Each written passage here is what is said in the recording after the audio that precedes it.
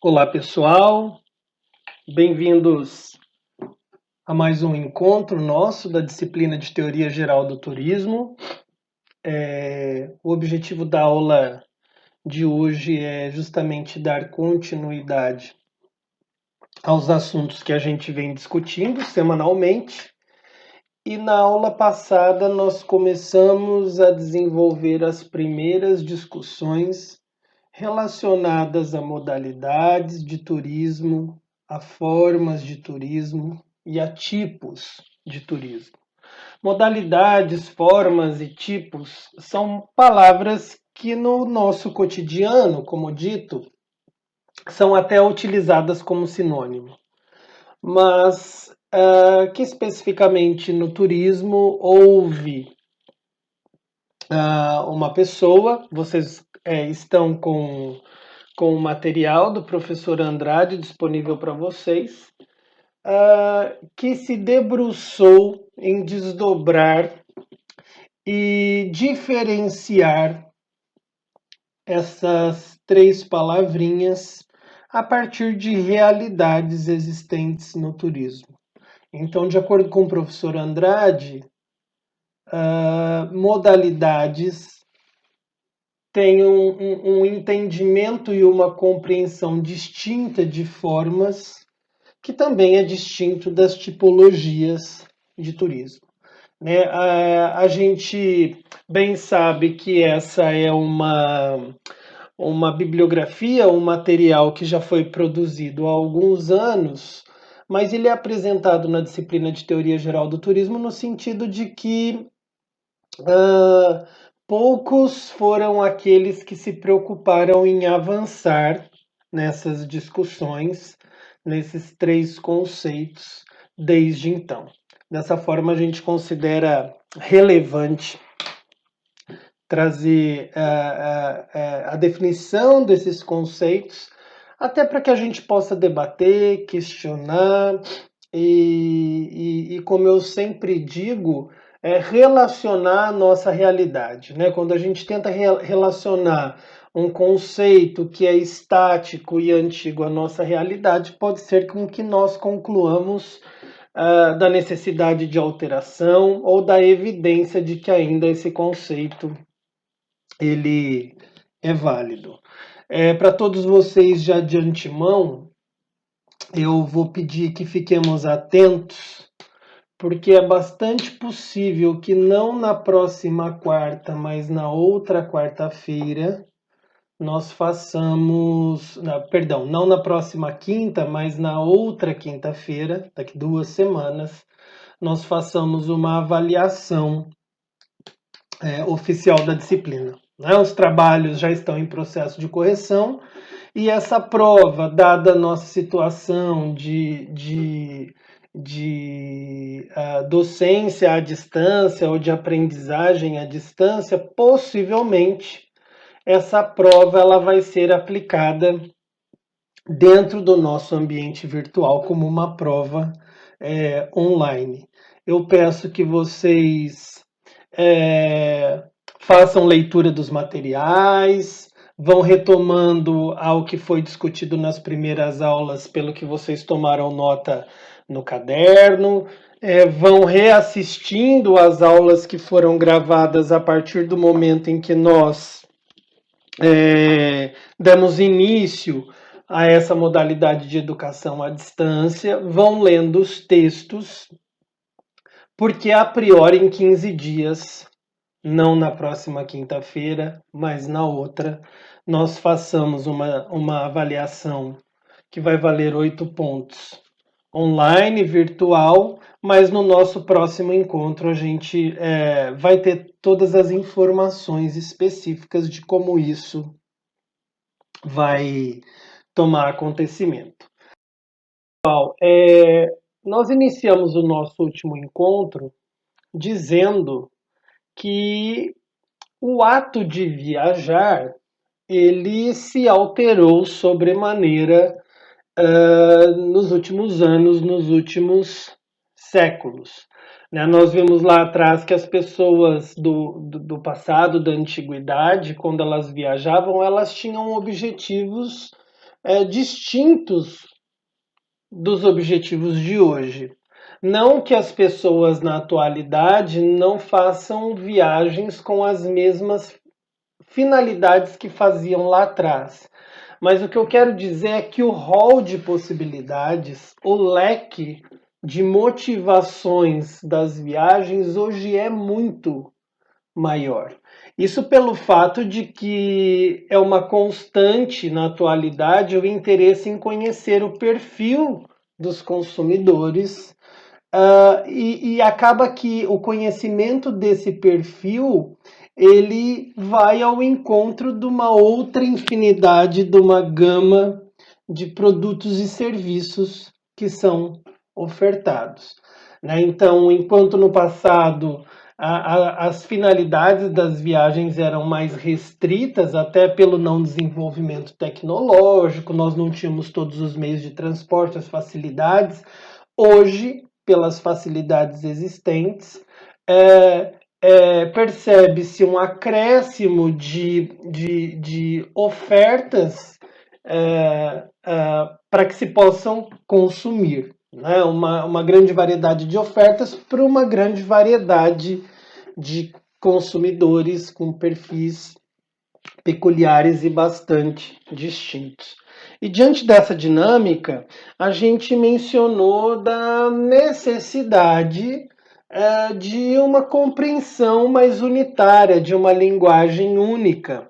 E por isso que o turismo ele vai se organizando na busca em que todos aqueles que são envolvidos nesse setor tenham a mesma compreensão e o mesmo entendimento das coisas. E a gente já bem viu lá atrás, quando a gente falou da IATA, de toda aquela preocupação em criação de siglas para os aeroportos, para as companhias aéreas, codificações, formatos de pagamento e recebimento nas agências de viagem, né? Tudo isso no intento de unificar. Unificamos? Obviamente que não. Nós bem sabemos que cada empresário, por seus próprios interesses, nem sempre quer compreender uma coisa tal como ela deveria ser compreendida.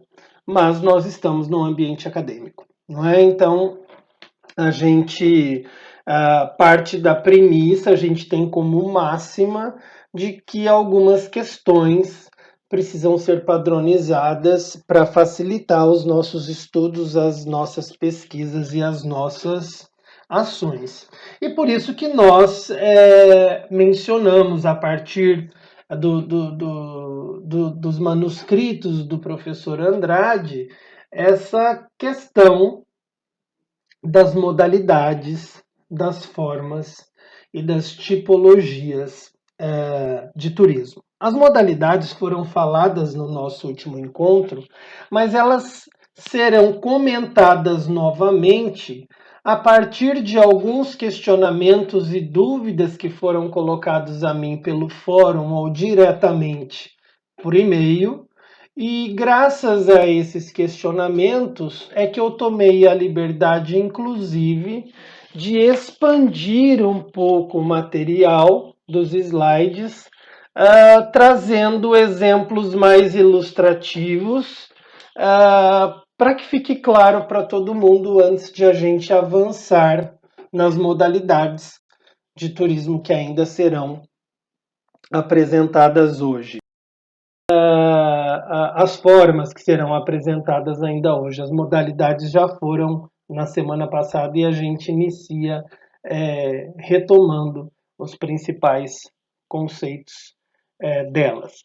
Quando falamos de modalidade no nosso último encontro, a gente mencionou turismo interno ou doméstico, turismo externo, nós falamos de turismo receptivo, nós falamos de turismo intermediário e nós falamos de turismo quantitativo em último lugar, que até muitas pessoas criticam porque vem o tal do turismo quantitativo muito mais como uma metodologia de levantamento de dados, de movimentação, de entradas e saídas, do que propriamente uma modalidade de turismo. O turismo interno ele tem como já informado, uma grande representatividade para o país onde ele acontece, justamente porque ele representa um deslocamento que tem origem e destino dentro do mesmo território. Né? Se tomarmos aí como exemplo esse mapa que eu coloquei para vocês do nosso país, do Brasil, é muito mais interessante para a economia brasileira que as viagens aconteçam aqui dentro, que os brasileiros não saiam para outros países. Porque quando se sai para outro país, o consumo desse viajante ele vai ficar retido no outro país e não vai beneficiar o seu país de origem. Esse turismo interno é chamado de turismo doméstico, ou turismo interior, ou turismo nacional. Turismo nacional e turismo doméstico são duas expressõezinhas que a gente está bastante acostumado a ouvir. Né? E a gente percebe historicamente que em alguns momentos esse turismo interno é mais ou menos projetado ou significativo para um país. No momento, por exemplo, em que o câmbio está favorável e que o dólar está com uma cotação bastante baixa, é comum que o brasileiro tenha interesse de viajar para outros países, porque o câmbio está convidativo. E isso é ruim para o Brasil. No momento em que o dólar, a libra ou o euro estão relativamente altos, se percebe que o brasileiro, ao invés de fazer uma viagem internacional, ele opta por fazer uma viagem nacional. E isso é positivo. Não é? E eu usei um exemplo na última aula que quando uma determinada pessoa resolve fazer uma viagem internacional, por mais que ela compre numa empresa brasileira, o único benefício que ela está trazendo é a comissão que essa empresa teve em vender para esse viajante a viagem. Tirando a comissão, todo o resto é direcionado para o hotel do país em que o turista vai, para o restaurante em que ele vai comer lá, para o atrativo turístico que ele vai visitar lá, da companhia aérea que é daquele país, e assim sucessivamente. Então, o turismo interno, ele é um turismo importante para todo e qualquer país. Né? O Brasil quer se beneficiar com brasileiros viajando aqui dentro e quer se beneficiar em receber estrangeiros para viajar no Brasil. Né? E o brasileiro, quando vai para fora, isso não traz benefício para o Brasil, senão para aquele país que está recebendo esse. E aí a gente tem como um contraponto o turismo externo, que é justamente esse turismo conhecido como turismo ativo ou turismo internacional. Né? Ele diz respeito às movimentações e que origem e destino estão em países distintos. A gente sai do Brasil para conhecer Paris, a gente sai do Brasil para visitar o complexo da Disney em Orlando, ou seja, todo o nosso consumo durante a viagem ele beneficia esse outro ou esses outros países, algo positivo para eles que nos recebem, mas não para o nosso país, que muito pouco reteve, senão a comissão que ficou para aquela agência de turismo que vendeu. No caso, a viagem entregou os vouchers a esse passageiro. Ou seja, uma oposição àquilo que eu coloquei do turismo interno ainda há pouco. Mencionamos sobre o turismo receptivo. O turismo receptivo é uma modalidade muito comum daquelas localidades em que a vocação turística é clara. Por que eu digo isso? Porque o turismo receptivo ele diz respeito à organização do turismo daquelas cidades que recebem turista, que mais recebem turista do que propriamente mandam turistas para outros locais. E eu dei um exemplo aqui para vocês, muito forte, inclusive em âmbito internacional, que é a cidade de Bonito, Mato Grosso do Sul. Por ser obrigatório a compra dos passeios em agências de turismo, a cidade de Bonito hoje conta com pelo menos 45, 50 agências de turismo. Todas essas agências vendem os mesmos passeios nos mesmos valores. Elas são especializadas em atenderem e darem conta da quantidade de demanda que tem para esses passeios.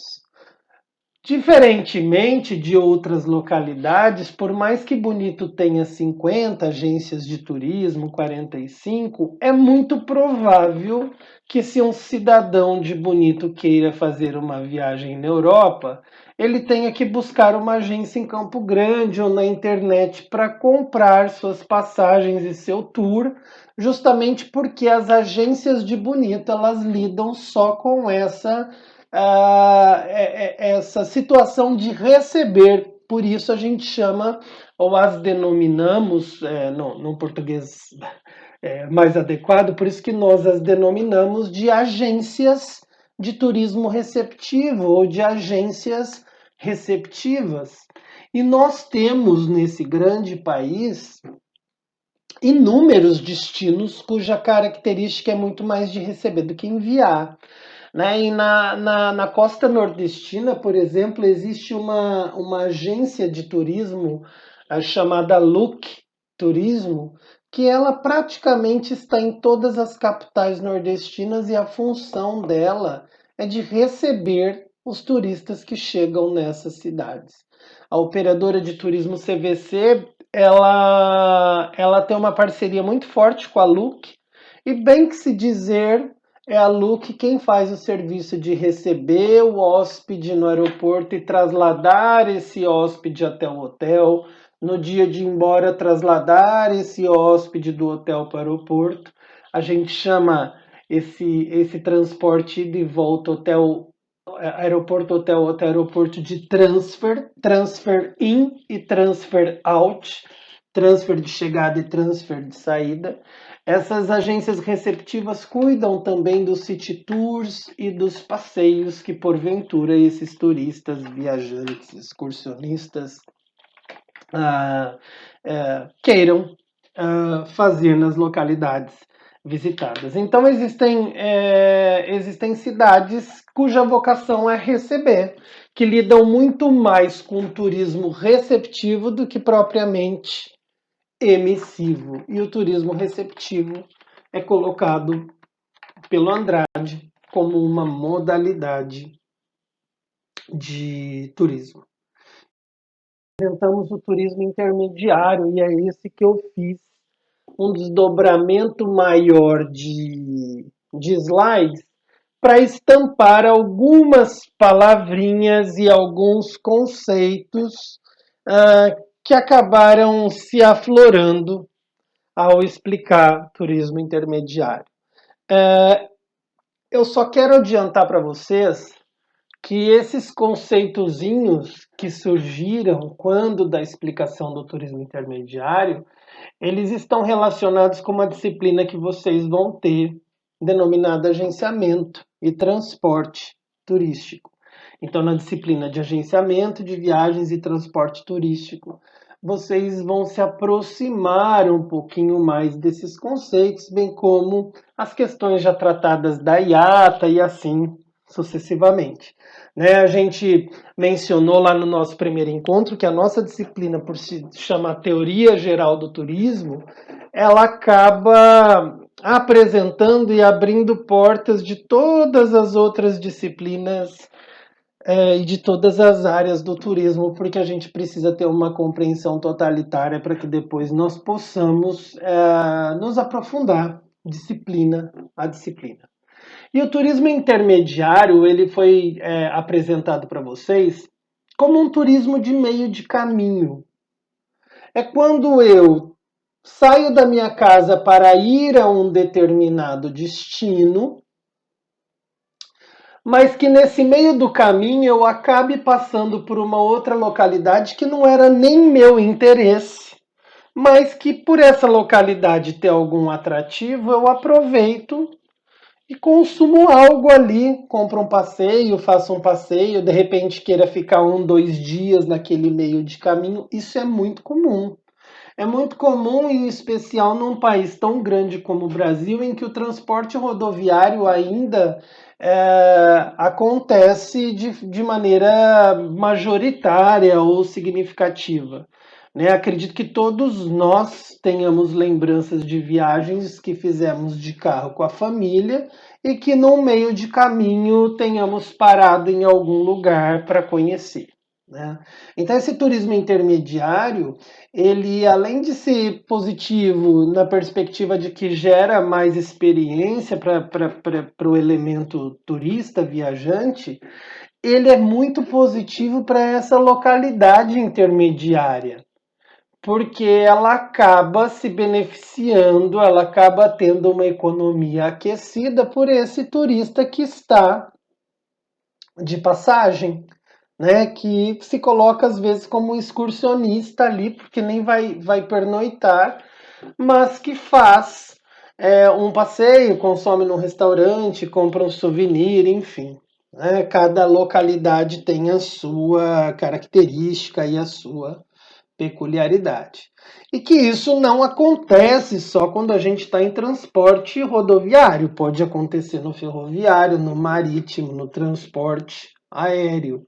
E foi aí que eu comecei a apresentar alguns algumas terminologias para vocês. Na questão do transporte aéreo, quando a gente faz uma viagem geralmente internacional, você tem a possibilidade de ir para um determinado país por diversas companhias aéreas. Eu vou tomar como exemplo a cidade de Paris, que é uma das cidades, se não a mais visitada do mundo. Para um brasileiro que quer ir a Paris, ele pode ir com uma companhia aérea francesa, com a Air France. Ela voa exatamente São Paulo-Paris. Por ser uma companhia daquele país, uma companhia francesa, ela faz esse voo direto, ela tem tarifas mais caras.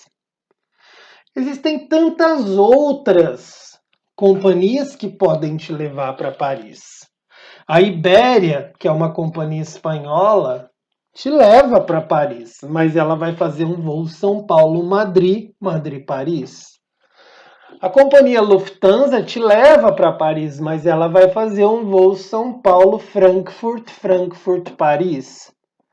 A KLM te leva para Paris. São Paulo-Amsterdã na Holanda, Amsterdã-Paris. O simples fato de a gente passar por outras localidades no meio do caminho acaba fazendo com que o voo demore mais, e isso faz com que o voo seja mais barato. E aí, quando a gente tem esses pontos de parada no meio do caminho, por exemplo, a Ibéria, a companhia espanhola, que vai te levar para Paris de São Paulo para Madrid, você faz uma troca de voo em Madrid e segue para Paris. Essa ida para Madrid é porque a companhia é espanhola e porque Madrid é considerada o hub daquela companhia aérea espanhola chamada Ibéria. Hub diz respeito às localidades centrais que cada companhia aérea acaba sempre tendo. O hub da companhia aérea Azul no Brasil é no aeroporto de Viracopos, em Campinas. Então é quase que certeiro que, independentemente de onde você esteja, independentemente para onde você vai, seu voo vai passar por Campinas antes de prosseguir. Porque Campinas é o hub da Companhia Aérea Azul. E quando a gente faz uma viagem internacional, se eu não vou por uma companhia aérea do país que eu quero ir de forma direta, eu vou pegar qualquer outra companhia que vai passar no país dela antes, e essa parada no país dela é no hub dela, e é justamente nessa parada que eu posso fazer um stop, que eu possa fazer uma parada para desenvolver isso que a gente chama de turismo intermediário. Meu objetivo é ir para Paris, mas já que eu vou com uma companhia aérea espanhola e esse voo vai sair de São Paulo para Madrid e de Madrid eu troco o avião para ir para Paris, a minha intenção não era ir para Madrid, mas já que eu vou passar lá, por que não questionar meu consultor de turismo ou a companhia aérea se eu posso dar uma paradinha por 2, 3 dias lá, se a tarifa aérea permite isso, e se isso vai me custar mais caro ou não. Então, o stop tem a ver com essas localidades denominadas hub, quando a gente chama de turismo intermediário. E a gente mencionou no nosso encontro que esse turismo intermediário, no caso aéreo, ele pode, partir tanto do viajante, como muitas vezes ele é oferecido pela própria companhia daquele país. Acaba sendo uma política do governo espanhol divulgar para os brasileiros que estão passando por lá, ofereça a Espanha para eles. Eu sei que eles estão indo para a França, mas vamos oferecer a Espanha para eles, porque é uma forma que, ainda que ele fique um dia aqui na Espanha, ele vai movimentar a economia espanhola. E eu dei um exemplo para vocês que hoje muitos brasileiros vão à Ásia com uma companhia aérea africana. O voo sai do Brasil e vai para esse país africano, e esse país africano existe a troca do voo para seguir a viagem para a Ásia. E esse país africano ele tem uma política muito interessante porque ele tem oferecido esse stop para que o turista faça o turismo intermediário lá na cidade onde existe o hub daquela companhia. E mais, além de não cobrar taxa, muitas vezes um hotel, uma cortesia de uma diária no hotel é oferecido. Então essas são compreensões que a gente tem do turismo intermediário. Agora, não tem como eu fazer turismo intermediário num lugar em que meu avião não vai descer. Né? Eu não posso pular do avião e dizer eu quero fazer turismo intermediário naquela cidade que a gente está sobrevoando. Né? O turismo intermediário acontece nesses locais onde o avião obrigatoriamente acaba passando, seja para abastecer, para receber mais cliente ou para desembarcar alguns clientes ou para troca de voo e assim por diante. Né? E aí que nós apresentamos esses dois outros conceitos chamados escala e conexão, que erroneamente é mencionado, inclusive tratado de forma equivocada pela própria mídia. Né? Então eu estou fazendo uma viagem, o avião parou numa cidade no meio do caminho. Se essa parada foi para abastecer ou para que algumas pessoas entrassem ou saíssem, mas eu fiquei quietinho dentro do avião para continuar a viagem, para mim foi uma escala. A escala é uma parada técnica em que o indivíduo não embarca nem desembarca, ele fica no aguardo. Agora, quando numa parada existe a troca de equipamento de aeronave, aí sim nós chamamos ou mencionamos de que houve uma conexão, houve uma troca de voo no meio do caminho. É muito comum fazermos conexão. Num país tão grande como o Brasil, ou mesmo quando viajamos nos Estados Unidos, na Europa, as trocas de voo são comuns. Né? Nós não temos companhias que voam direto para certos destinos, porque, um exemplo, talvez Campo Grande, Porto Alegre, não compense para a companhia aérea ter um voo direto. Então compensa mais São Paulo, Porto Alegre. E Campo Grande é São Paulo, então eu vou para São Paulo, troco de aeronave e sigo para Porto Alegre. Né? As companhias elas têm estudos dessa relação do que elas ofertam e da demanda de quem consome isso, justamente para que elas possam optar por voos diretos ou voos com conexão, né, no meio de caminho. Então, sobre turismo intermediário, nós falamos isso e eu apresento agora nos próximos slides de uma forma mais detalhada isso que eu mencionei. E essa expressãozinha surface, ela fica para o finalzinho. Eu peguei o mapa aqui de rotas da Air France, e aí a gente percebe como todas as rotas dela vão para um único lugar chamado Paris, na França. Isso para provar que o hub da Air France é no aeroporto Charles de Gaulle, em Paris. Então, se eu estou em Nova York, se eu quero ir para... Vou dar um exemplo aqui para Cidade do Cabo, na África do Sul, e voar Air France, eu vou pegar um voo de Nova York para Paris, ali no hub da Air France, e de Paris eu sigo para a Cidade do Cabo, na África do Sul. Posso optar por fazer um turismo intermediário em Paris, posso simplesmente fazer uma conexão e continuar a minha viagem. Então, quis estampar para vocês um hub. Esse tipo de mapa geralmente a gente encontra nos sites das companhias aéreas, nas revistas das companhias aéreas, e a gente consegue enxergar pelo excesso de seta que estão sendo direcionadas para uma única cidade, que o hub daquela companhia aérea é ali. Né? E eu pus aqui entre parênteses as três letrinhas Charlie Delta Golf. Charlie Delta Golf é o nome IATA para Paris. Né? E são as iniciais, coincidentemente, do aeroporto Charles de Gaulle, em Paris. Logo aqui abaixo, eu simulei um voo de São Paulo para Bangkok, na Tailândia, voando o Ethiopian Airlines. Esse voo, consequentemente, ele sai de Guarulhos e vai para Addis Ababa, que é a capital da Etiópia. Em Addis Ababa se faz uma conexão e se prossegue para a cidade de Bangkok, na Tailândia. Guarulhos a Addis Ababa são 12 horas de voo.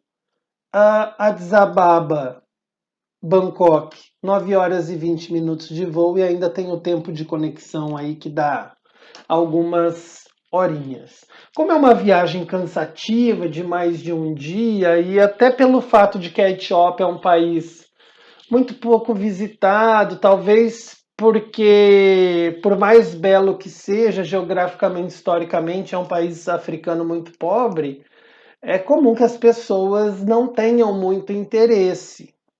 E é um país extremamente interessante. E o que as companhias aéreas ou a Ethiopian Airlines têm feito para o turista que sai do Brasil para ir para Bangkok? Ela tem oferecido um dia de hotel em Addis Ababa. Isso é uma forma desse turista desmistificar os preconceitos que ele tem com aquele país, já que ele vai ficar lá por um dia, de conhecer a cultura daquele país e de consumir naquele país. E isso é uma forma de turismo intermediário. Né? Agora, eu pus uma observaçãozinha nesse quadro amarelo, porque quando a gente viaja de avião, pessoal, vocês vão estudar em agenciamento, além do valor da passagem, nós sempre pagamos as taxas de aeroporto. Professor, o que é a taxa de aeroporto? A taxa de aeroporto é uma taxa que você paga referente aos serviços que te prestam no aeroporto. Alguém vai levar a tua mala até o avião, alguém vai descarregar essa mala do avião.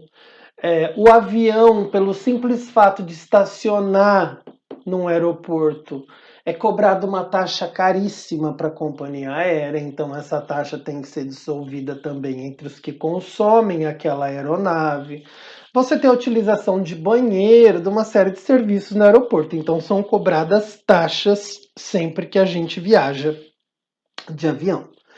E são 5 os tipos de taxa, porque os aeroportos são divididos em 5 categorias, desde um aeroporto internacional até um aeroportozinho local. Não vou entrar em detalhes, mas se pagam taxas. E de praxe, quando você está viajando e vai fazer uma conexão no meio do caminho, se eu ficar nesse país aguardando o próximo voo por mais que 12 horas ou 12 horas ou mais, é comum a incidência de uma taxa de embarque no meio do caminho. Então, eu paguei a taxa de embarque em São Paulo para viajar para Tailândia. Paguei a taxa de embarque da Tailândia para viajar para São Paulo. Mas se no meio do caminho eu ficar mais que 12 horas em algum país, o avião, eu vou ter que trocar de avião e deu mais que 12 horas, é comum a incidência de uma taxa de embarque extra, já que eu estou utilizando os serviços daquele aeroporto no meio do caminho.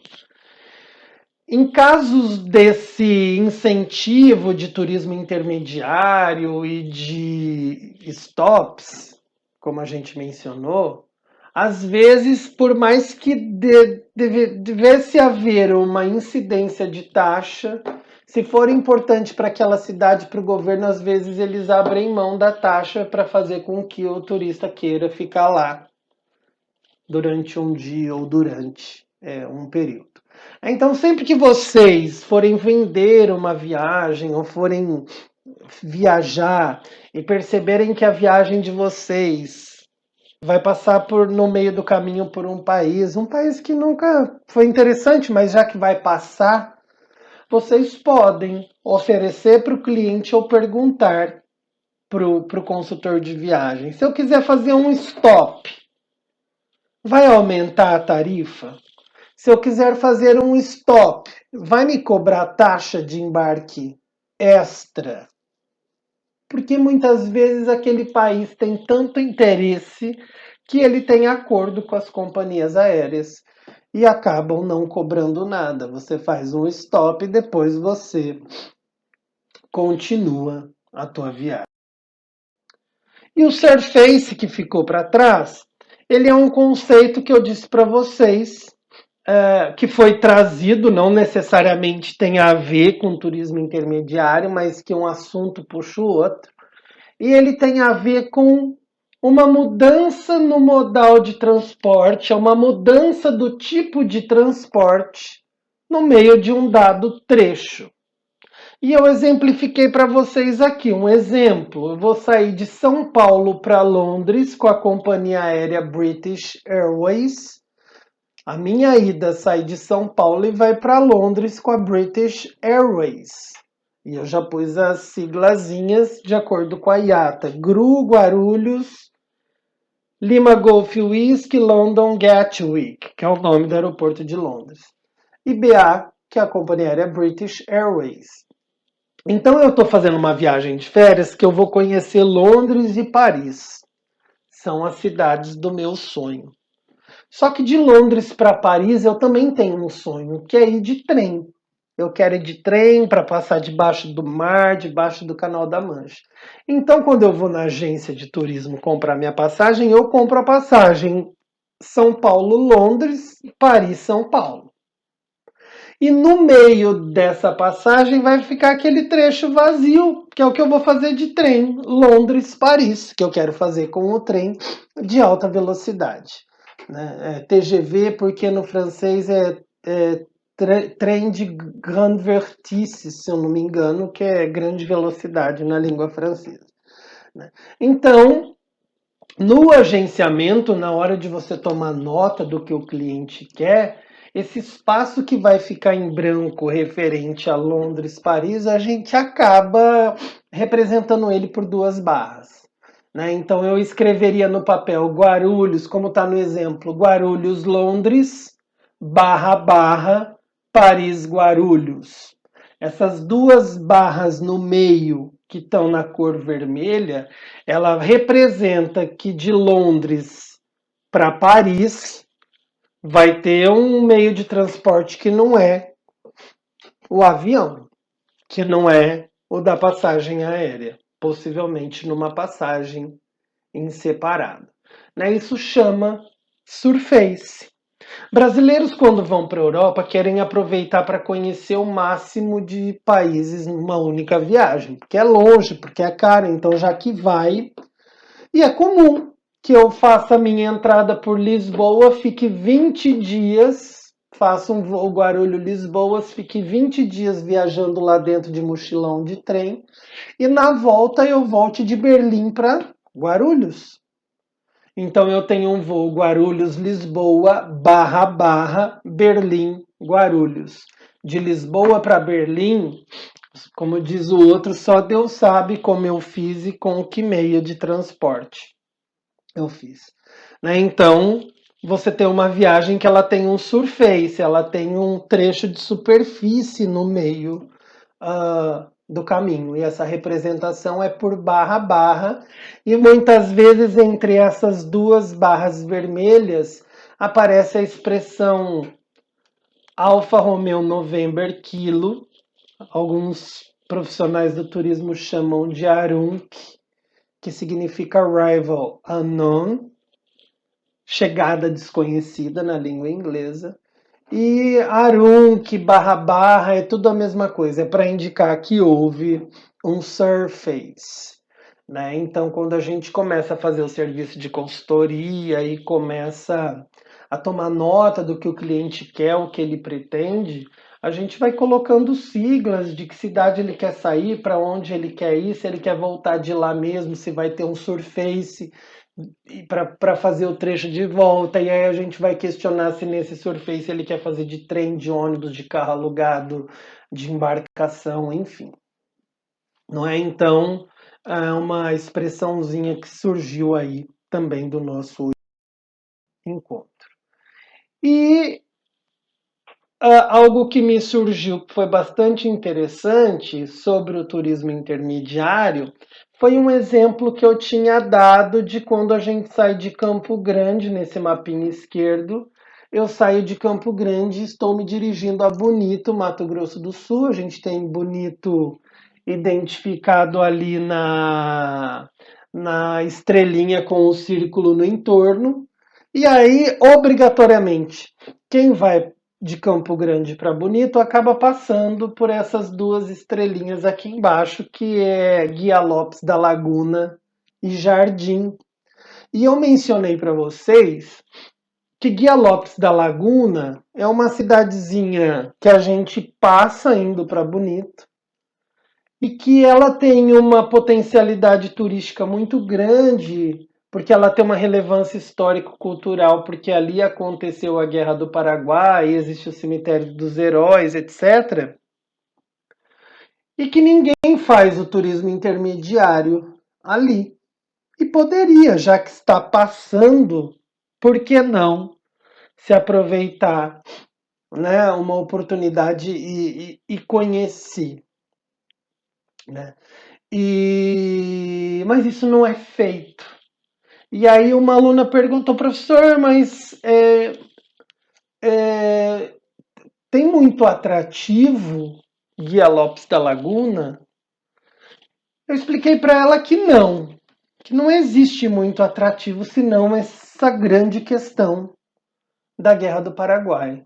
Mas é tão perto de Bonito e eu estou passando por Bonito que seria uma oportunidade. E daí eu aproveitei para explicar para essa aluna que o turista que vai para Bonito, ele fala, eu fui para Bonito. Bonito desenvolveu um marketing turístico tão forte em que a gente, quando vai para Bonito, diz eu vou para Bonito.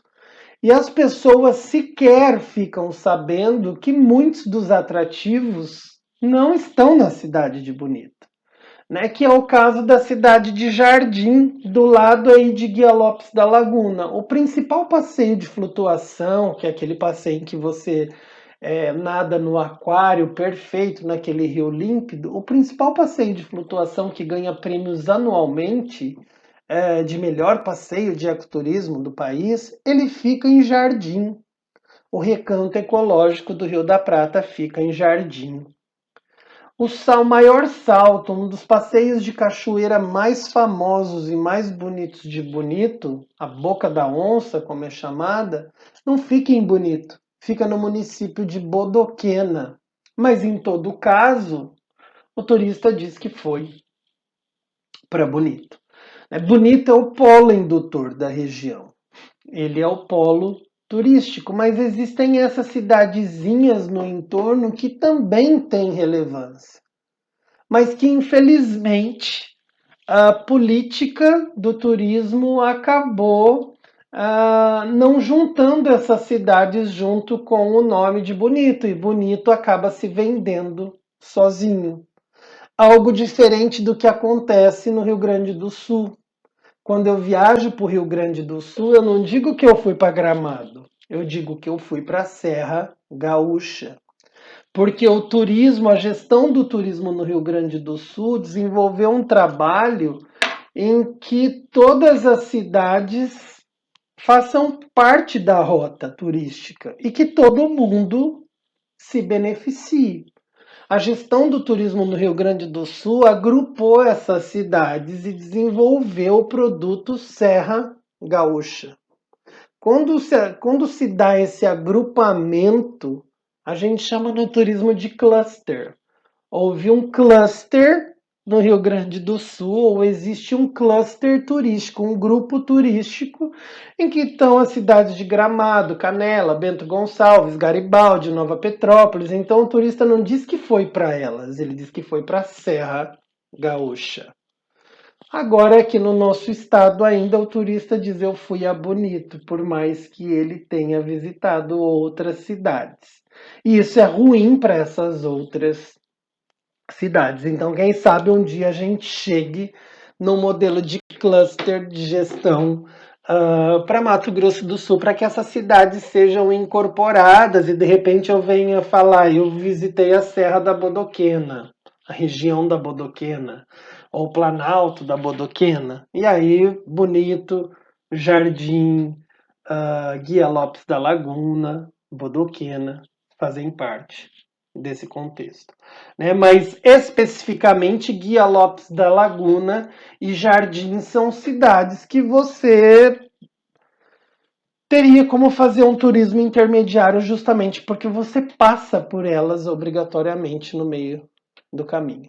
Se você vai de ônibus, o ônibus tem baldeação nelas antes de seguir para Bonito. Se você vai de carro, você passa nelas para ir para Bonito. Por que não visitá-las e fomentar o turismo nessas localidades enquanto você faz a sua visita?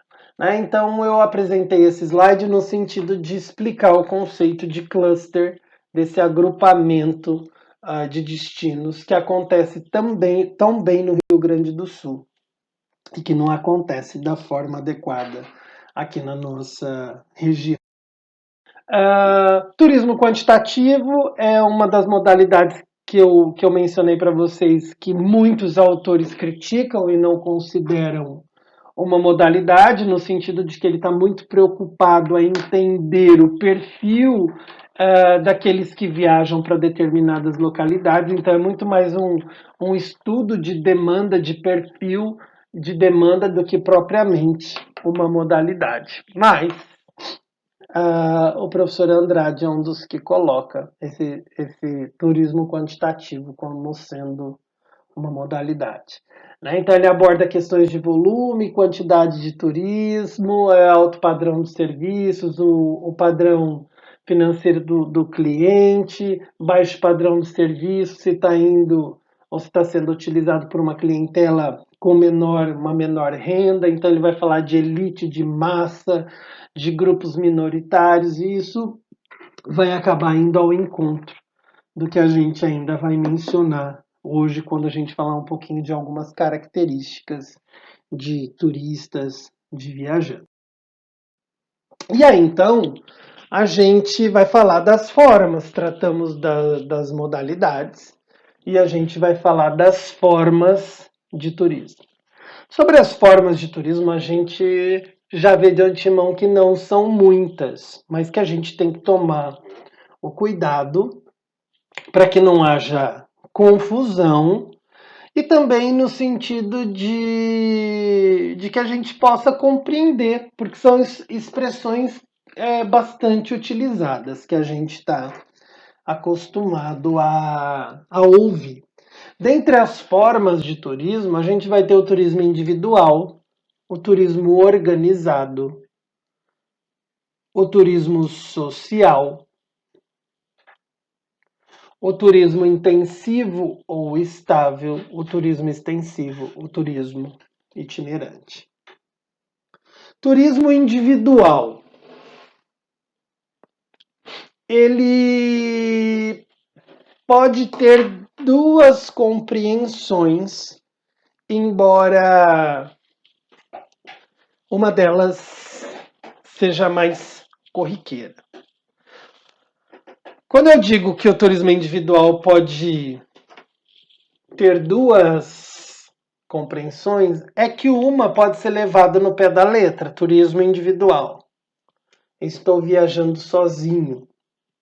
Mas a principal delas não é essa compreensão.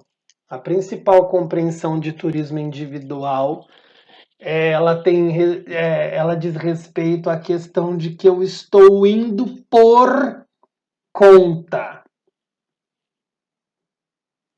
Turismo individual, basicamente, ou principalmente, quer dizer eu mesmo cuidei da organização da minha viagem. Eu nem usei agência de turismo, eu fui na internet e comprei tudo. Ou eu usei agência de turismo, mas eu já dei a regra do jogo e falei, eu estou aqui porque você vai me emitir isso, você vai me emitir aquilo, e não me utilizei dos serviços e aconselhamentos do profissional da agência de turismo. Ele pode ter um lado positivo ou negativo. Esse faça você mesmo, eu fiz tudo por conta, numa realidade como a nossa, por exemplo, de coronavírus, em que aeroportos são fechados, fronteiras são fechadas, se você fez tudo individualmente por conta, você também vai ter que resolver os problemas por conta. Agora, se você compra por uma agência, você joga a bomba na mão do consultor de viagens para resolver para você. Mas o turismo individual, ele pode representar aquele que está viajando sozinho, mas eu não quero que vocês se apeguem a essa definição. Eu quero que vocês se apeguem à definição de que o turismo individual é quando a pessoa ou as pessoas organizam suas próprias viagens. E nessa organização de suas próprias viagens, elas podem nem utilizar uma agência de turismo, a sigla de agência de turismo é AGT, ou se utilizarem uma agência de turismo, elas vão lá só para pedir para que algo seja emitido ou reservado, e não para ter aconselhamento e consultoria. Diferentemente do turismo organizado.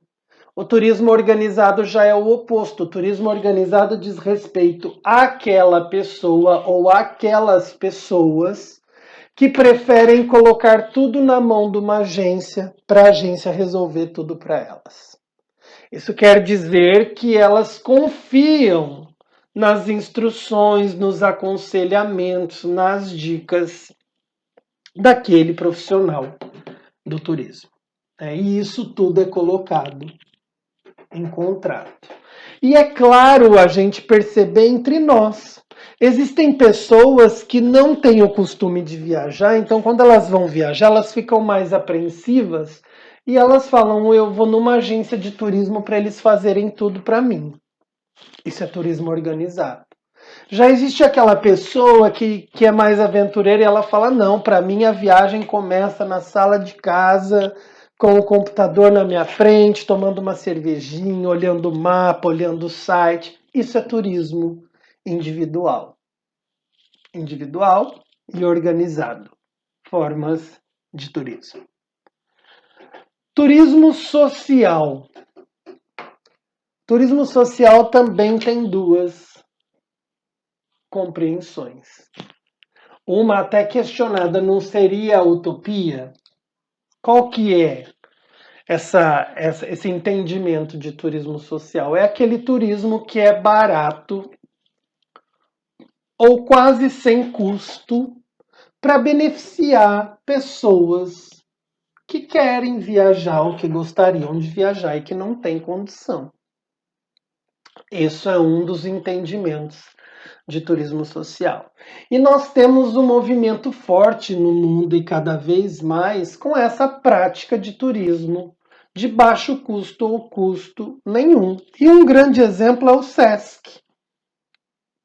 O SESC não tem colônias de férias com valores bastante módicos para que as pessoas possam viajar? O SESC não acaba fazendo passeios com grupos de melhor idade, mesmo em locais vizinhos às cidades, em fazendas, cachoeiras, parque. Esse é o turismo social dentro dessa compreensão de beneficiar alguém com custo muito baixo ou quase sem custo. Há quem diga que isso seja uma utopia, no sentido de que a nossa área é bastante complicado fazer algo de graça ou num custo baixo, porque as coisas custam bastante. Então, essa é uma das compreensões de turismo social, só que existe outra. E a outra compreensão de turismo social é aquele turismo que busca desenvolver determinadas comunidades. Eu usei em algum momento um exemplo na aula em que lá na costa do Nordeste existia uma comunidade de pescadores que vivia na beira de uma praia muito bonita. E que num dado dia um grande resort, um grande hotel, murou em volta na beira dessa praia, construiu um super hotel e essa comunidade de pescador ficou sem saída e teve que inclusive ir embora de lá.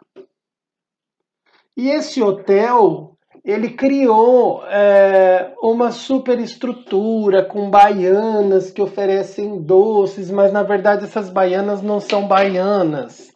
Elas são pessoas que estudaram fora do país, que falam 2, 3 línguas. Espécie de encenação. E aí, a gente pensa que a gente está passando as férias num resort desse, mas que a comunidade daquela localidade mesmo foi rechaçada, foi jogada, foi mandada embora e muitas vezes vive da miséria. E aí, dentro dessa perspectiva, estudiosos do turismo, da antropologia, da sociologia, vão até essa localidade para empoderar esses pescadores e fazer com que eles voltem para a beira da praia, que eles tenham o valor deles, que os saberes, os fazeres culturais deles pode ser atrativo para algumas pessoas e que eles podem se beneficiar também com o turismo. Não numa escala tão grande quanto o resort que construiu ali, mas numa escala menor, que inclusive não vai mudar a cultura, não vai alterar a cultura desse grupo de pescadores. Quando a gente faz essa intervenção na busca de desenvolver a comunidade local, a gente, de certa forma, também pode entender como turismo social. E eu acho que eu usei um exemplo numa aula de um empresário que abriu um restaurante numa dada localidade, um restaurante de altíssimo valor, mas que na hora da sobremesa ele convidava as meninas da vila para entrarem com seus tabuleiros dentro do restaurante dele, porque as sobremesas eram de responsabilidade delas, né? Então, um empresário que teve um olhar mais humanitário e não rechaçou aquela comunidade, mas ele soube aproveitar aquela comunidade no seu negócio. Então, o turismo social, que é uma das formas de turismo, ele pode ser compreendido como esse turismo barato, que é organizado para ser barato ou quase sem custo, mas ele também pode ser compreendido com essa perspectiva de estudos que são desenvolvidos com comunidades que muitas vezes são rechaçadas e deixadas de lado por conta do turismo, de uma forma em que essas comunidades também podem fazer parte do turismo, mas numa escala mais local, menor e sem gerar tantos impactos negativos. E aí nós temos o turismo intensivo, o extensivo e o itinerante. E eles têm uma diferenciaçãozinha entre os três. O turismo intensivo, essa forma de turismo intensivo, ela diz respeito ao fato de eu ir viajar para uma cidade e durante a minha estada nessa cidade eu só visitar passeios turísticos dessa cidade. Diferentemente do turismo extensivo, que eu vou para uma cidade, eu fico só nessa cidade, mas durante o dia, às vezes, eu faço passeios que estão em outras localidades. Em Bonito existe tanto turismo intensivo como extensivo. Tem gente que vai para Bonito e visita só atrativos que estão dentro de Bonito. Turismo intensivo. Existem pessoas que vão para Bonito e que, além de visitar os atrativos de Bonito, também visitam atrativos de outras cidades, mas que voltam para Bonito no fim do dia. Isso é turismo extensivo. E o turismo itinerante é esse turismo que durante a sua viagem você vai se hospedando em diversas cidades. Você não fica só em uma, você fica em diversas cidades. Então é muito importante que vocês não confundam turismo intensivo com extensivo. A base é única, é uma única cidade, só que um você só visita os atrativos da cidade e o outro, embora você fique só naquela cidade, você visita atrativos de outras cidades, intensivo e extensivo. E o itinerante é quando você tem vários núcleos, você vai ficando 2 dias numa cidade, 3 dias em outra, 5 dias em outra. Geralmente as viagens para a Europa têm essa característica, itinerante. Pode ser livre quando eu quiser ou dirigido quando eu dependo de calendários. Colônia de férias geralmente trabalha de forma dirigida. Esse conceito time sharing não vai ficar para agora, mas diz respeito a períodos que você tem para utilizar um determinado estabelecimento. No próximo ano, na disciplina de hotelaria, a gente vai discutir bastante isso. Pode acontecer em empreendimentos hoteleiros ou extra-hoteleiros, os albergues, os campings. Pode ser numa residência secundária que aquela família tem, de repente, na beira da praia ou numa residência locada. Esses 3 últimos itens eu não quero que vocês se preocupem ao estudarem as formas de turismo. Agora é importante que a gente saiba o que é turismo individual e organizado, o que é turismo social, o que é turismo intensivo ou estável, turismo extensível e turismo itinerante.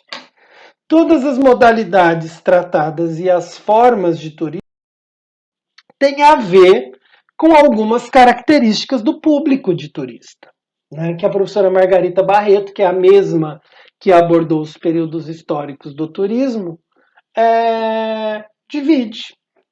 Ela divide esse público que faz turismo entre uma classe mais privilegiada, de uma classe média alta e de uma classe média baixa e de jovens.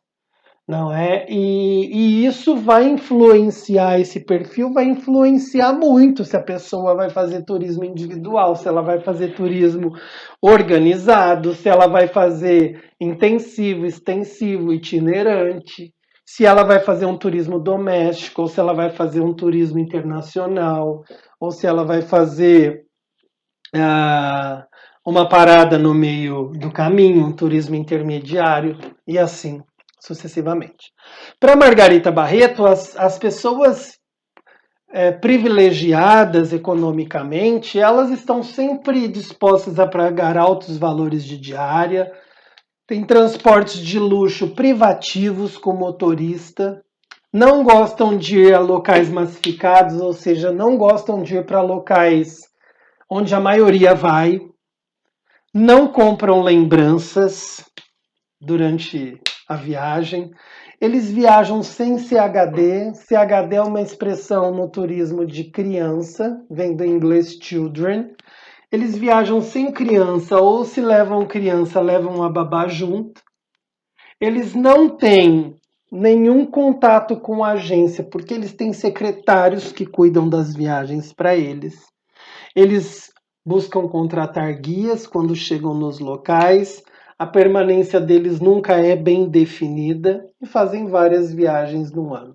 Diferentemente de uma classe média alta, em que o valor da diária depende, geralmente se utiliza de um transporte coletivo, pega-se um avião, um navio, vão para locais onde as pessoas estão indo, porque onde vai muita gente é mais barato, compram lembranças, vão famílias inteiras, fazem por meio de agência, tem também serviços de guia, vão com permanência pré-definida, data de ida e data de volta, e viajam quando tem dinheiro.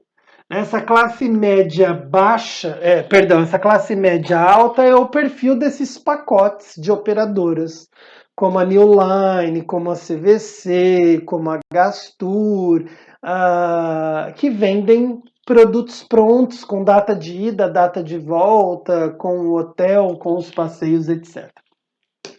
A classe média baixa visa, nas suas viagens, um baixo valor de diária, vão em excursão, muitas vezes, inclusive, não em ônibus não oficiais, sem seguro, sem guia, ficam em colônias ou alojamentos, vão famílias. Esses grupos acabam surgindo em reunião de amigos, do próprio trabalho, tem uma permanência rápida, no máximo uma vez por ano. E os jovens, eles já viajam com pouco dinheiro ou nenhum, porque eles pegam caronas, ficam em casas de amigo, albergues, ficam em locais em que eles podem prestar serviço para ter a hospedagem de graça, podem viajar em grupos sozinhos, usam guias, sites, vão sem ninguém. A duração vai depender muito das pessoas que esse viajante conhece no meio do caminho ou do dinheiro que ele faz.